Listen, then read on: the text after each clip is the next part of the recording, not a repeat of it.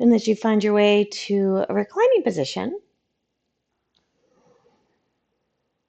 on the back, allowing the body to kind of settle in, noticing immediately how the body responds to that. There might be some resistance, some tightening, but there might be areas that feel open and ready. Without judgment, noticing what you feel in the body, the mind, the energy, the emotions. Dropping into the rhythm of your breath, feeling it flow in and out. Through the nose if possible.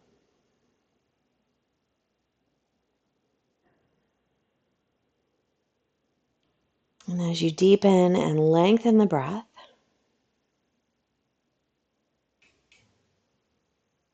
it stays nice and natural, not forced, not over breathing, not causing tension.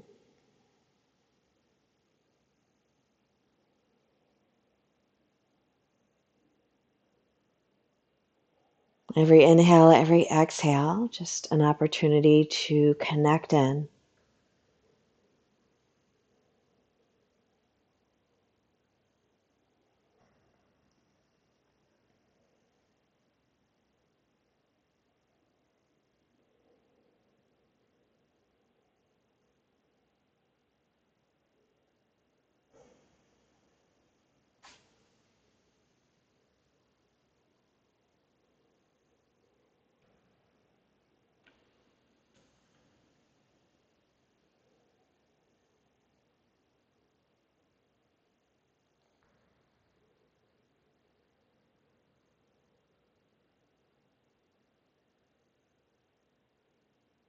And if you'd like to set an intention or focus for this practice, you can bring that to your mind now.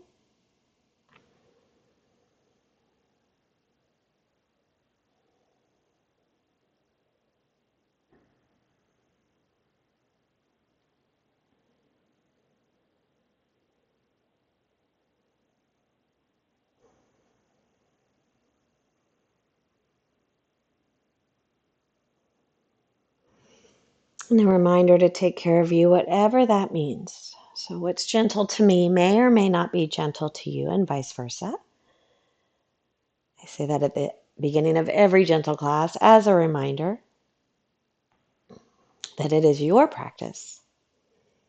And you are free to push. You are free to back off. You're free to keep it gentle or make it more or less. What do you need in this moment?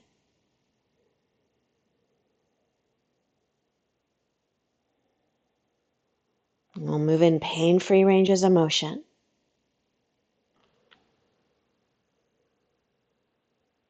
We'll move slowly and with awareness so that we're able to feel and find those pain-free ranges of motion and those poses that work in our bodies.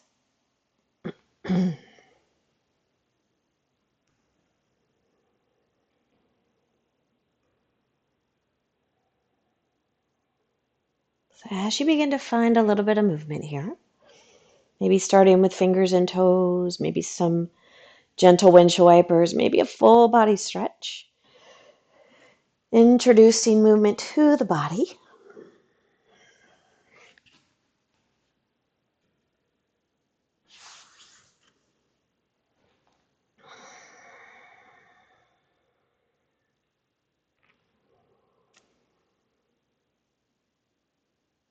And we'll take the legs out long to the bottom corners of your mat. Take your arms up high to the top corners of your mat, and we'll start with a little reclining half moon. So cross your left ankle over to your right, maybe over top of your right, and then scoot your upper back over to the right. You can take hold of your left wrist with your right hand, and we're looking to stretch gently through that whole left side body. So from the left wrist down the shoulder, down the side body, to the hip, down that outer leg all the way to the ankle. And depending on your body, you might feel it anywhere along that line. You might also feel it in the short side, in the right side. We haven't done anything for that side, so that side might get a little stitch or a little cramp or tighten up a little bit. You can back off if that happens and just kind of ease more softly into this side bend. And we'll take several breaths here, kind of breathing up and down that left side body.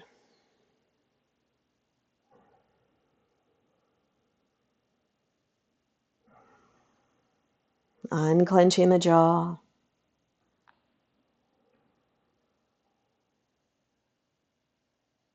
Noticing all the sensations along that left side.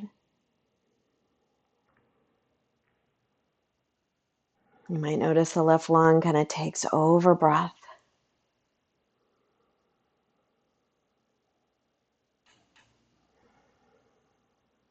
And then as we release out of this, we'll uncross the left ankle and take it to the center of the mat. Bring the right foot over to meet it. Take the upper back to the center of the mat and reach long from fingertips to toes, full body stretch. Exhale completely. One more time, inhale.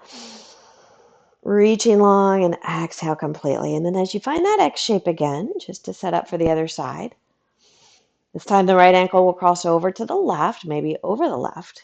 Upper back will scooch over to the left. And you might take your right wrist. You might immediately notice that this side feels very different than the other side, or it might feel exactly the same.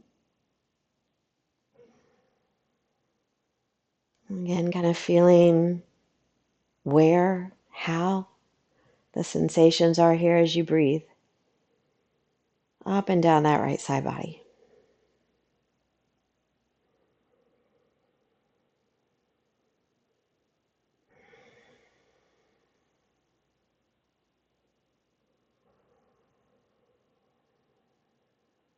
Noticing any tension that you're able to release through breath.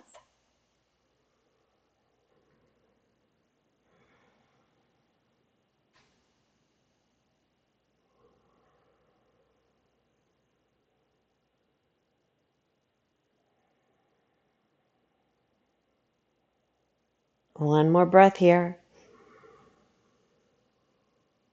And as you release back to the center of the mat, that full body stretch, reaching the fingers long and the toes long.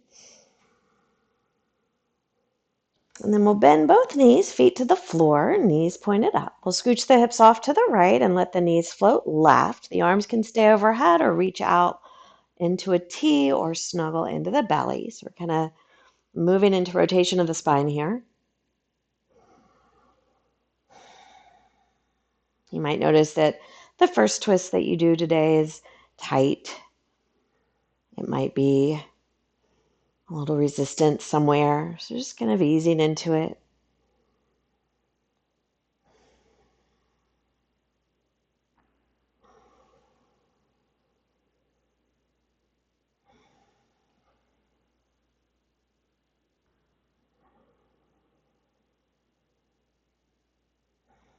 And we'll bring those knees back up. Scoot your hips through center and off to the left a couple inches. Let the knees float right. And again, the arms could be overhead. They could be snuggled in, or they could be reaching out. So finding that position for your arms that feels most natural, supportive, especially this early in class. We haven't done a lot of movement yet for the body. There may be a little more resistance.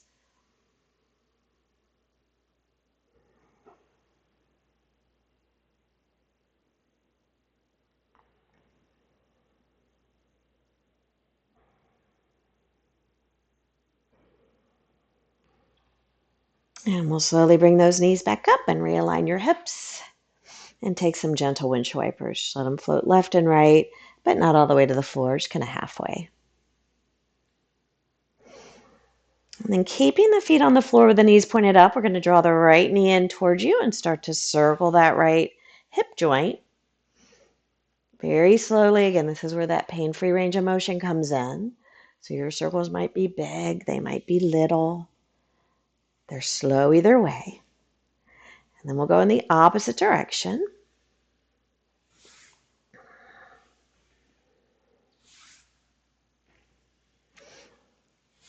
Just checking in with that rotation in the hip joint. And we'll hug that knee in. Interlace your fingers under the knee, straightening and bending the knee a few times. It may not get straight. Mine is not in this first exploration of the hamstring.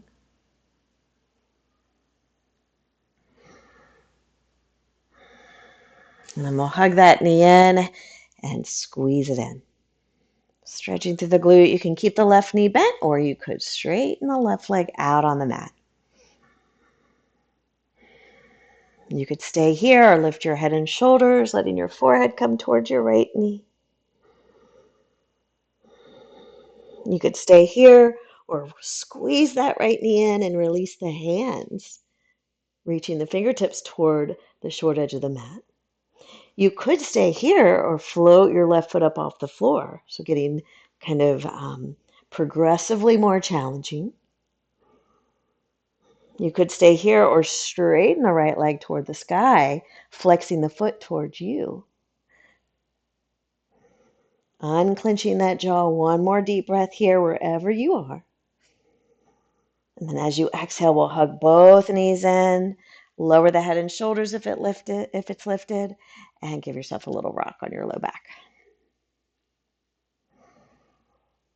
We'll keep that left knee hugged in and step the right foot to the floor and begin to rotate that left hip joint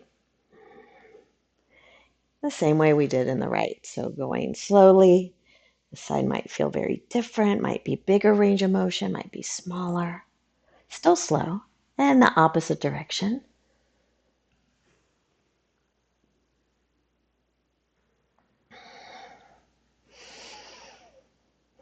And we'll hug that knee in and release the fingers under the knee, taking the legs towards straight and rebend. Again, this side might feel very different. Mine does. And then we'll hug that that left knee in, give it a squeeze. The right leg can stay where it is or stretch out. You can stay here or lift your head and shoulders, forehead towards your left knee. You could stay here or release the arms, but keep that left knee hugging in, so firing up your hip flexor. You could stay here or float that right foot up off the floor a few inches. And you could stay here or straighten the left leg. Unclench the jaw. Feel that core kick in.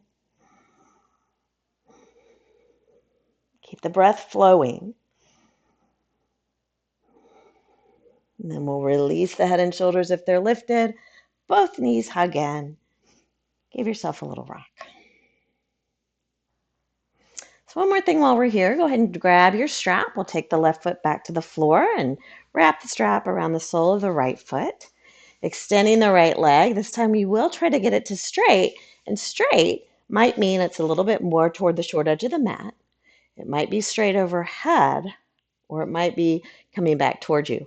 You're controlling the intensity, but slide your hands far enough down the strap so that your upper arms, your upper back, your shoulders can rest on the floor. And you might straighten out the left leg, but you don't have to. And as I straighten out my left leg, I have to give my right leg a little more slack in the strap.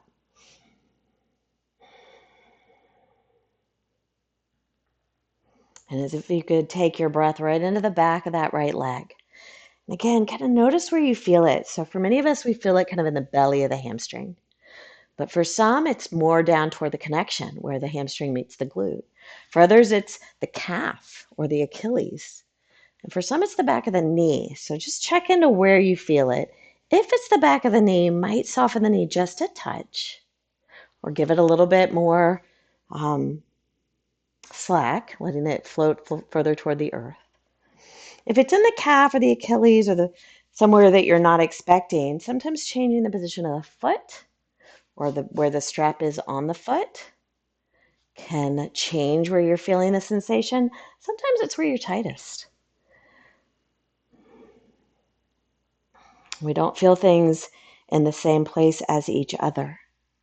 Sometimes we don't even feel things in the same place from one side to the other.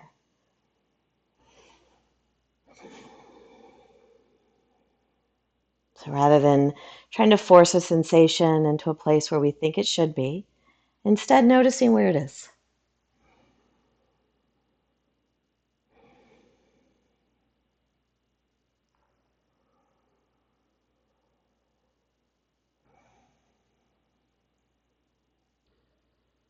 A few more breaths here.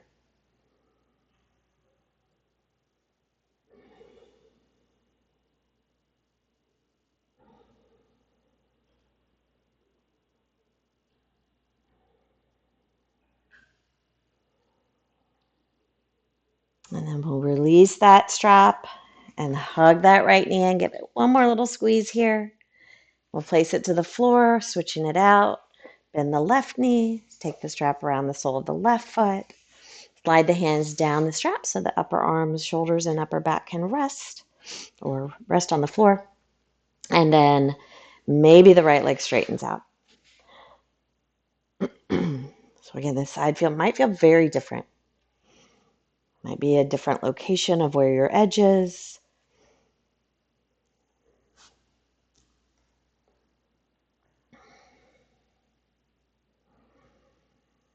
Noticing in these stiller poses, if the mind wanders, if you get distracted, bring yourself back to the rhythm of your breath or to the sensations in your body as a way to anchor yourself into this present moment.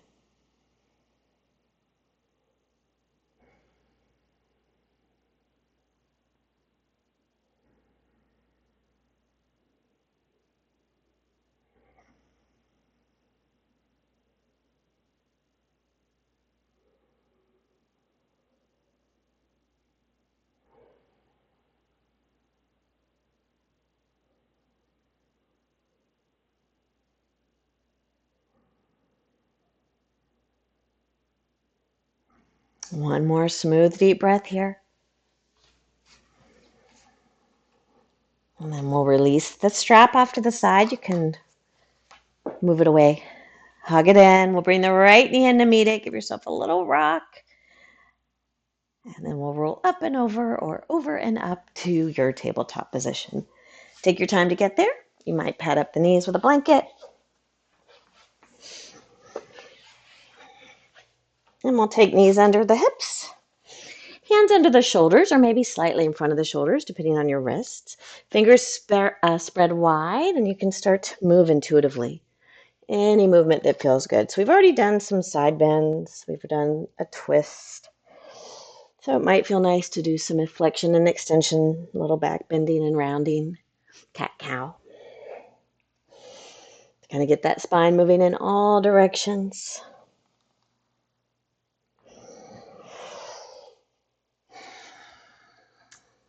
Again, even this pose that we do a lot, keep it in that pain-free range of motion, noticing. And we'll settle into Balasana, child's pose. Big toes touch. Knees could separate. Maybe a little wag of the tail. Breathing right into that back body.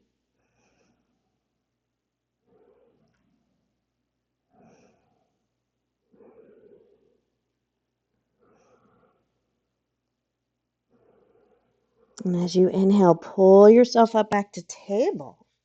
Drop the belly. Pull the heart through for cow. And then as you exhale, curl the toes. Round through cat, but let cat pull you up into downward facing dog. We'll inhale to plank. And exhale, lower the knees and sink back into child's pose. And we're going to do that a couple of times. So a very slow inhale brings you up into cow pose. Belly drops. Gaze and hips lift. A very slow exhale, you'll press the floor away, come through cat, and let that kind of pull you up to downward facing dog. Inhale to plank position, long and strong. And then the knees soften, and you'll sink back into child's pose. And we'll do two more. Inhale, cow. arching the spine. Exhale, round and then up to down dog. Inhale, a slow plank. And exhale, Balasana, child's pose. One more. Inhale, cow pose. Looking forward. Exhale, round through cat to dog. Inhale, plank. And exhale, child's pose. This time the arms might come down alongside the body with the palms up.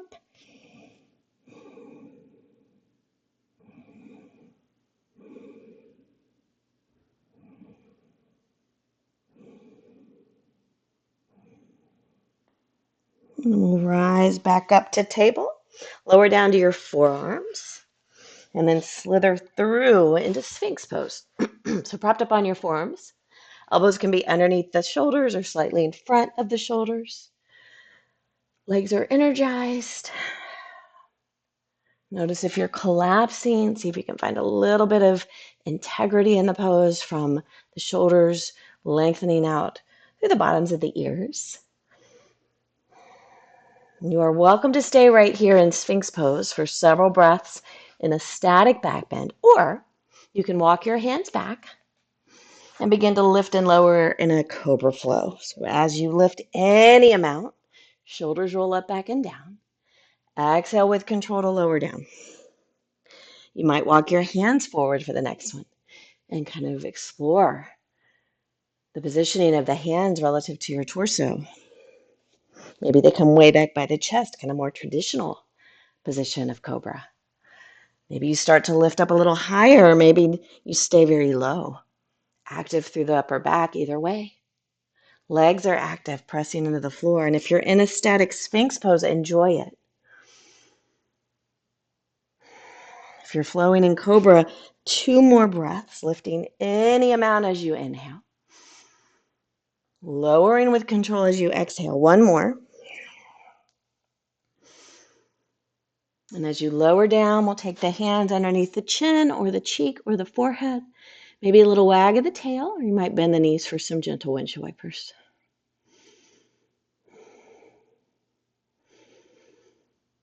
And then as you find stillness here on the belly, take 3 smooth, long belly breaths.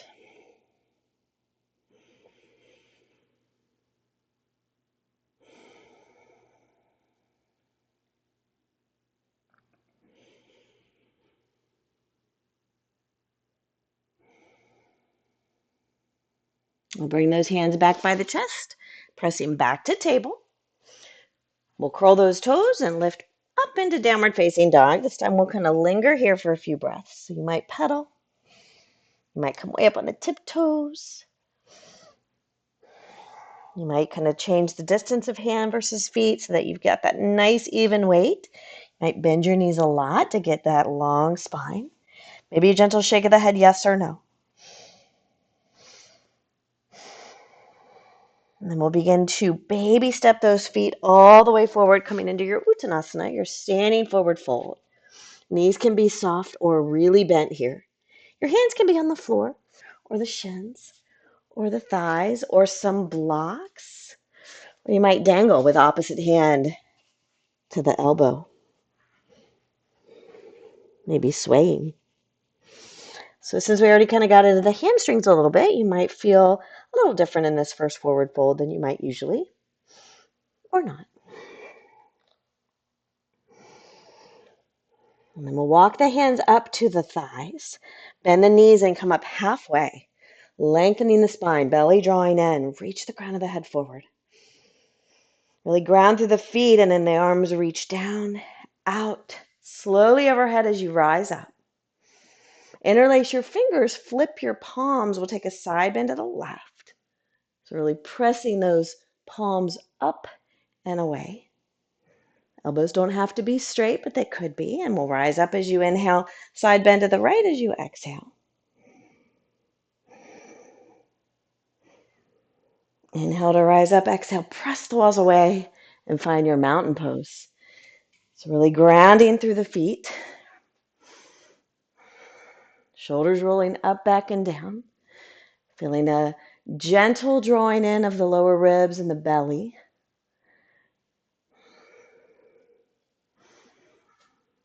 Unclenching that jaw. We'll reach the arms forward and up. And then shift the weight into the right foot, touch the left toes, open the left knee. And that foot can slide up a little or a lot for tree pose, Vrikshasana. If you fall out, no biggie. Again, your tree could be anywhere along that inseam. As you do it with the strength of the leg instead of helping, make it a little more active of a tree pose. And then keeping the foot where it is, we'll lower the hands to heart center. We're going to start to step that left foot way back. And then open as you ground the foot, pointed to the long edge of the mat. Open the heart to the long edge of the mat. And reach the arms front to back for warrior two. So if you stepped back too far, not far enough, you've got a few moments here to kind of tweak it. Maybe checking in with where the pelvis is in space. Grounding through that back foot. Front knee, front toes pointed forward. Arms reaching, shoulders soft.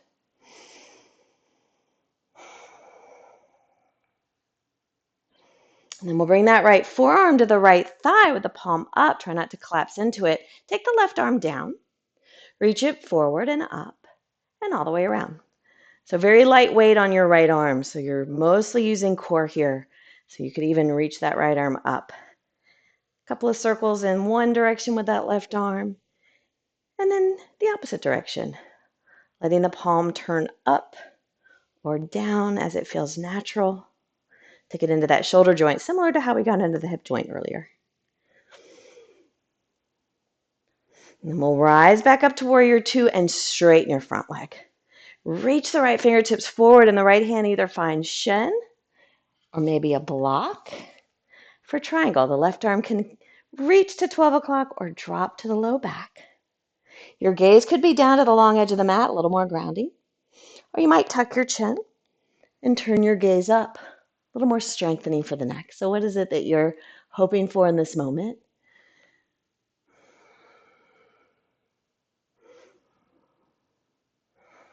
Feeling the ease of breath within the effort of triangle pose. And then we'll bend that front knee and come on back up to warrior two. Bring your hands to heart center.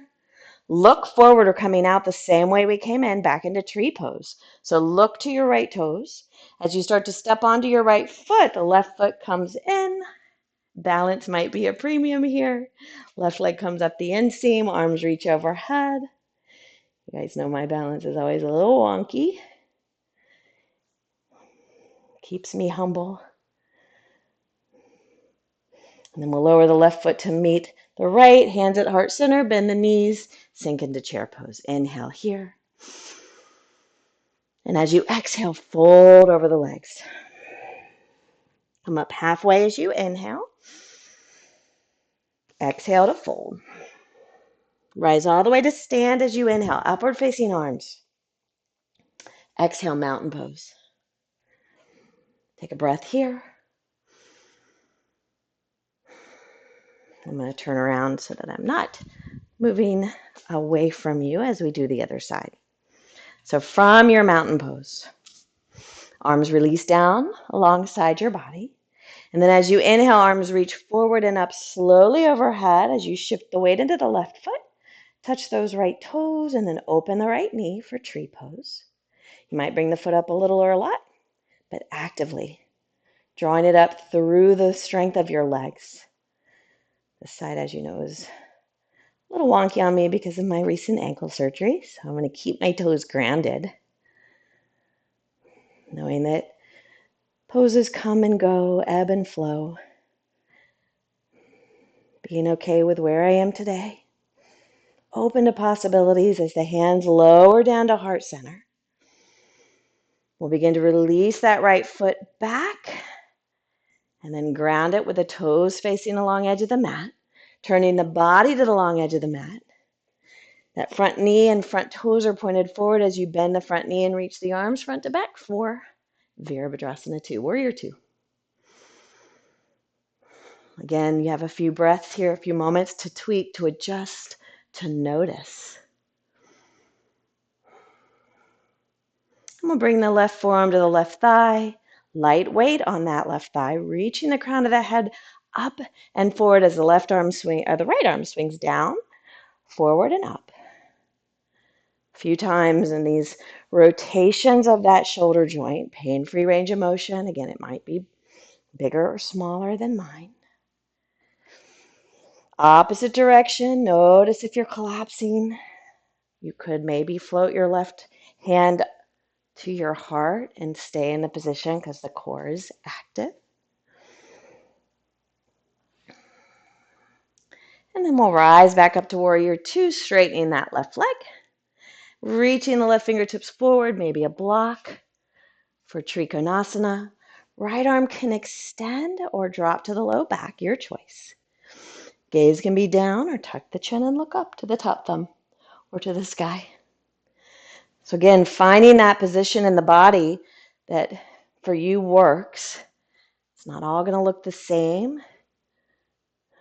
Traditionally, we would say to keep the heart wide open, like you're between two panes of glass. I do not say that anymore. Instead, find the triangle that fits your body rather than trying to force your body into some idea of what you think triangle should look like. We'll bend that front knee and come on back up to warrior two. Hands find heart center. Look at your front knee or your front toes if you can see them peeking out there. And then as you step onto that left leg, the right leg comes in for tree. Maybe a little, maybe a lot. Arms reach overhead. Softening into the breath. Lower the hands to heart center. Lower the right foot down. Bend the knees, sink into Utkatasana, chair pose. Nice deep breath in. And as you exhale, we'll fold. Half lift as you inhale. This time we'll take the hands to the floor and step back to downward facing dog. 3 breaths here. You can do cat-cow instead if down dog is not gentle enough for you in this moment.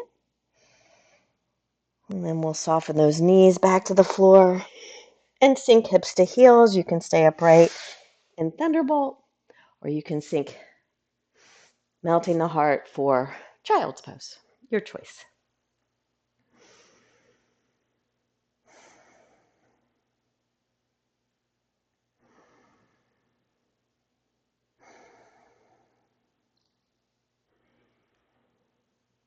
When you're ready, we'll come back up to your tabletop. Turn back around here. You might want your blocks as you place your hands on them and step the right foot forward into a low lunge. One hand on either side of that right foot, and we've got 3 levels of the blocks plus the floor, so 4 levels. If you wish your arms were longer. And we'll shift the hips back, straightening that front leg, and shift the hips forward for the lunge.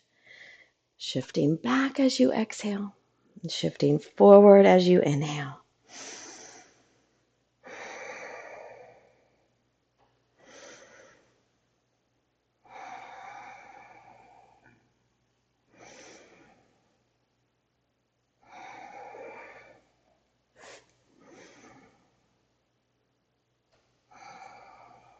One more as you find the lunge, we'll stay. One more breath here. And right knee meets left. And again, maybe some cat-cow, maybe a down dog, maybe a plank. And then finding your way back to table as the left foot steps forward, bending that left knee for the lunge, hands on any level of the blocks. And we'll start to explore shifting back and shifting forward. I'm riding the waves of breath here.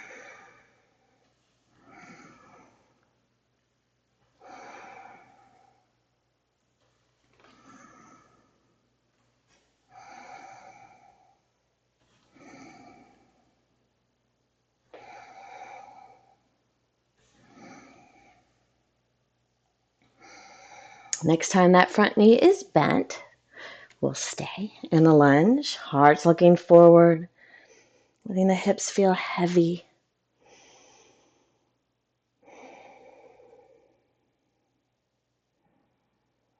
And then finding your way back to your table for any movement, maybe down dog.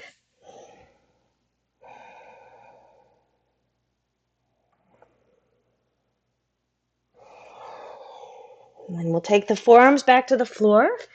You can either do a few cat-cow from forearms and knees, or you can straighten one leg and then the other for a forearm plank for a few breaths. Maybe challenging. Maybe it's movement that your body prefers right now. If you're in forearm plank, really activate those feet, pressing back through the heels, pressing through the forearms. And then we'll settle back into Sphinx pose, lowering the legs, noticing this second Sphinx. Maybe it feels a little different than the first one, maybe not.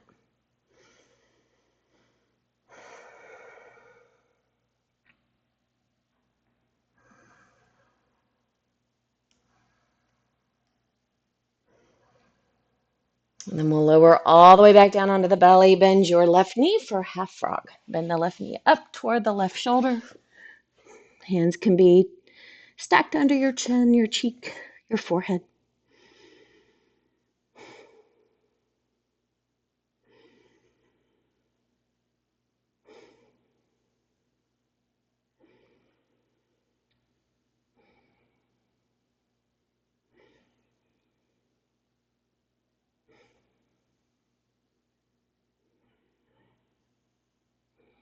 And we're going to move right into a twist from here. You're going to thread your right arm underneath you.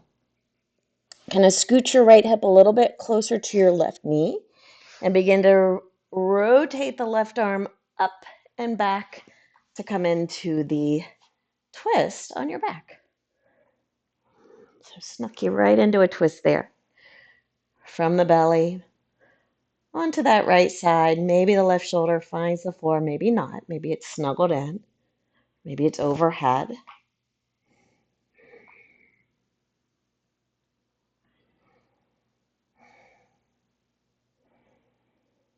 And we'll bring that left arm back over to meet the right. Scoot your right hip back underneath you and straighten your left leg back onto your belly. Bend the knees, take a few little windshield wipers. And then it's half frog with the right knee coming up.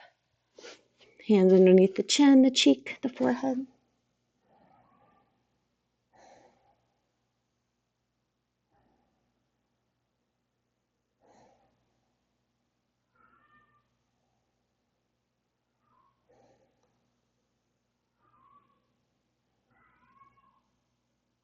And we'll transition to that twist. So coming up enough to thread your left arm under you. Scoot your left hip a few inches over.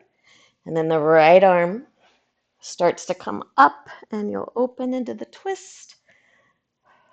Rearranging the right knee, the right leg. Again, you've always got time in these slower classes to really tweak and adjust.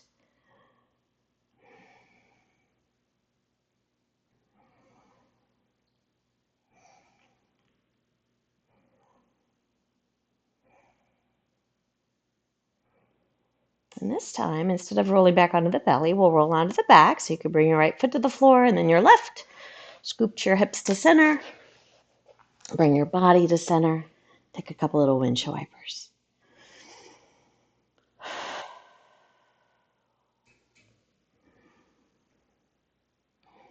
We'll hug those knees in and roll up to butterfly. You can sit up nice and tall in butterfly or bring the hands behind you to find that length, or you can fold in. More like a yin butterfly here. So position of the feet further away, or you can draw them in. A couple of breaths here, maybe blocks under the knees, maybe sitting up on a block or a bolster or a blanket. The spine is rounded. So more of a yin version of butterfly here.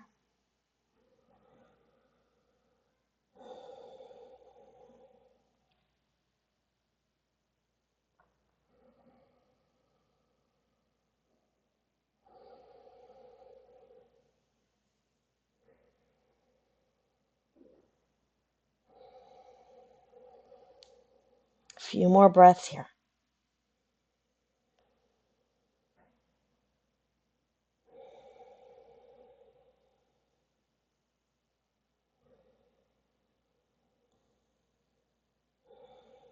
And as you take your time, so slowly to rise up, we'll bring the right foot in a little bit more.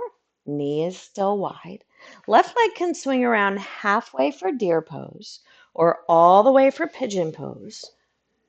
Or instead of deer or pigeon, you could come back onto your back for reclining pigeon. Right ankle will cross the left thigh for that figure 4.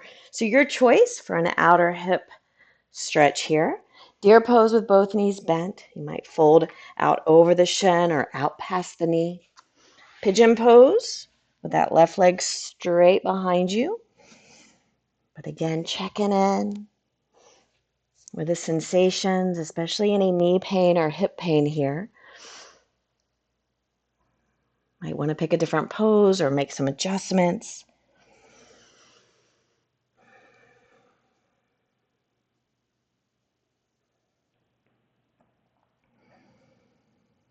Letting your body determine which pose is going to be best in this moment. It might change practice to practice, week to week, over time.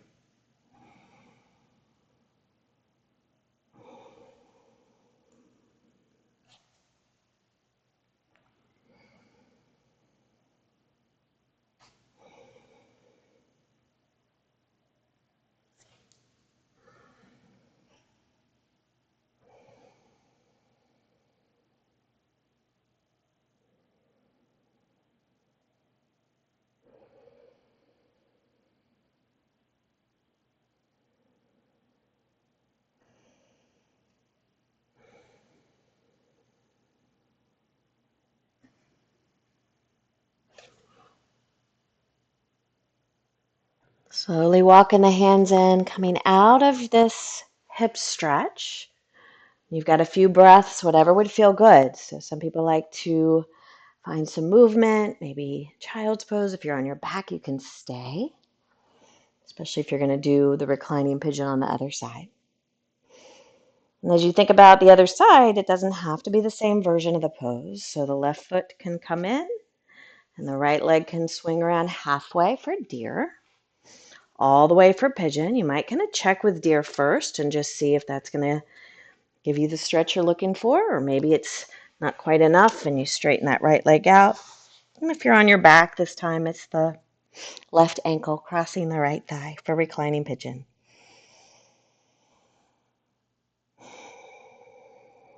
Again, checking in with the joints, making little adjustments or tweaks.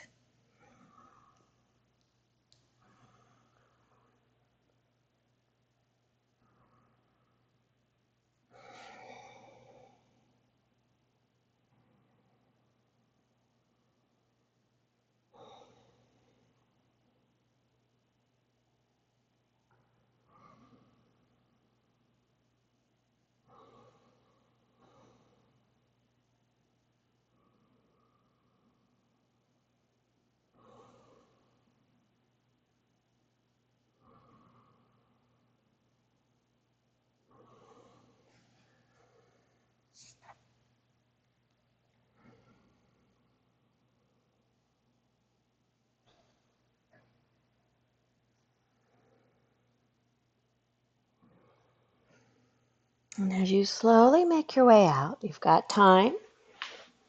Anything that would feel good. Maybe wiggle, stretch. And our next pose, I'm going to give you a choice. So it's going to be a back bend, but it's a supported back bend. And you've got 2 choices. One that kind of stretches the hip flexors and the low back a little more, and one that stretches the chest muscles and the shoulders and is more of a back bend in the upper back. So supported fish or supported bridge. So you can either use a bolster or a block. So supported bridge, you'll lay down and you'll bring the bolster or the block up underneath your low back so that the sacrum is resting on either the lowest level of the block. You could go higher if you want to, or even the bolster. So that's supported bridge, nothing under the head. The other option is supported fish, which I like to do with blocks. One block underneath the shoulder blades, the second block for the head, and sometimes it takes a moment to kind of work this in. So it's right under the shoulder blades. Second block for the head, some people like to drop the head all the way back. I am not one of those people. My neck prefers to have that little support. And then the legs can either be feet on the floor, knees pointed up, legs stretched out, or butterfly again. So your choice, supported bridge or supported fish. In supported fish, if your arms are down alongside the body, you might start to feel a little bit of sensation through the chest and through the fronts of the shoulders. The further you move your arms away from your torso, the more you might feel this through the chest and through the fronts of the shoulders. So you're controlling the intensity. If you're in supported bridge, you can stretch the legs out long to get a little bit more into those fronts of the thighs, those hip flexors. But notice if the low back overly arches as you do that. And find that place that for you does feel like the perfect stretch in the moment. You can keep it as soft as you like, considering this is a gentle class. Almost a restorative type, final back bend.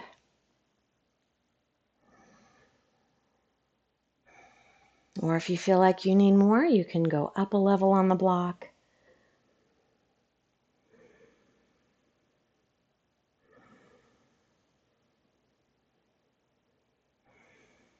How much can you soften into gravity and anything that's supporting you, anything underneath you? Floor, blocks, bolsters.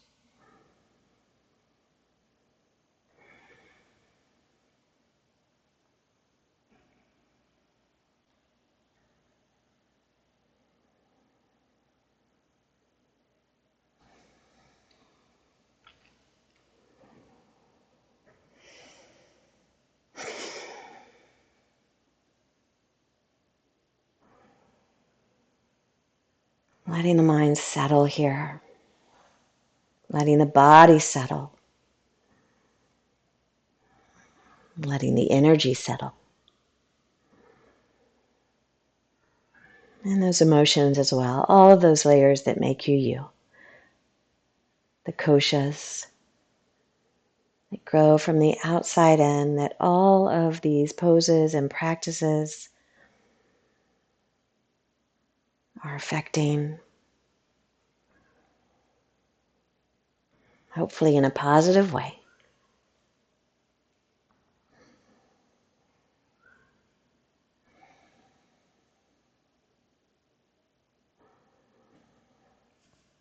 And as you begin to make your way out or off of your props, if you're in supported bridge, you can bend the knees, press the feet into the floor, and lift, removing. If you're in fish, it might feel nice just to roll to one side and then take them out of the way and roll back.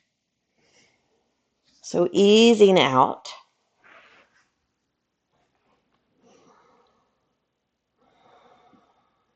Maybe one more butterfly reclining. Maybe a full body stretch, just kind of allowing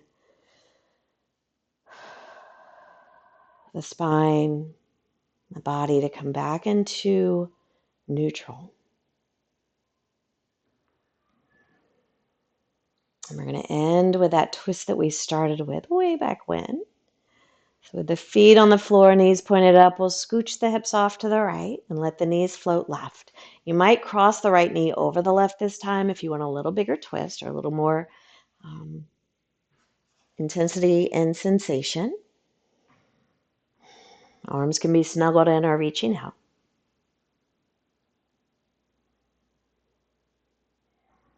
Feel how the energy flows in and around the twist. Maybe there's stagnations, maybe there's places where it feels like it gets stuck.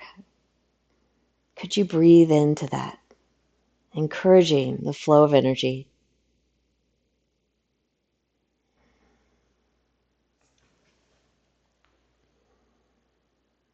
And slowly bring those knees up. Hips scooch through center, off to the left, and the knees float right. You might cross the left knee over the right this time. Again, those arms can snuggle in or reach out.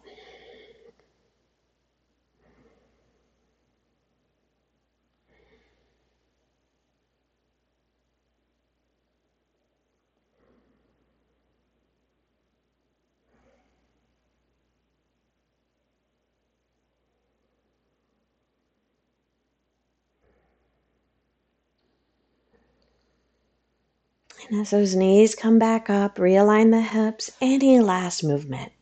Maybe a gentle hug or a rock, maybe a happy baby.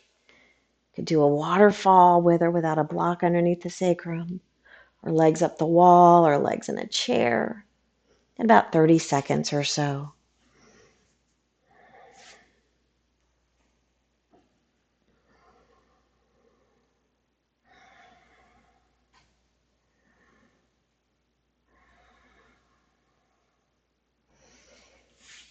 Whenever you're ready, you can make your way into your Shavasana, your final relaxation.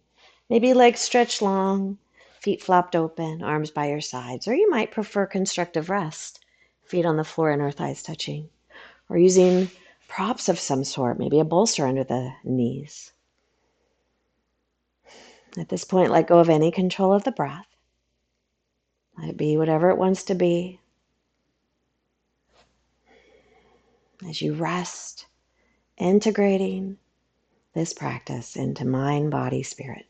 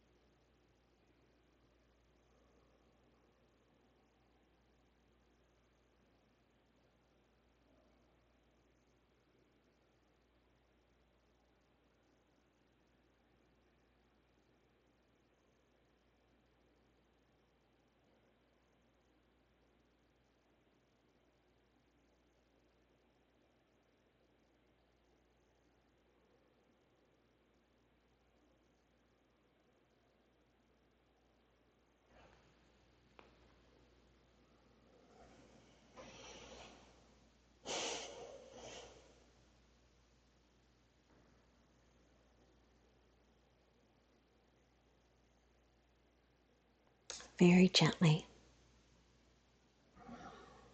Begin to notice your breath again.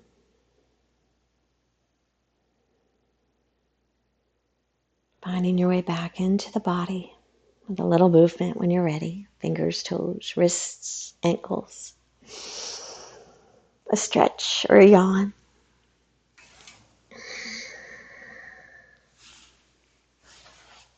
Whenever you're ready, you can bend the knees and roll to one side, finding your way back to that comfortable seat. Maybe the eyes stay soft or closed. One more moment just for you. And the hands can rest at heart center as you notice the effects of this practice, the gifts you give yourself whenever you step on your mat. And I thank you for joining. As always, the light in me honors the light in you.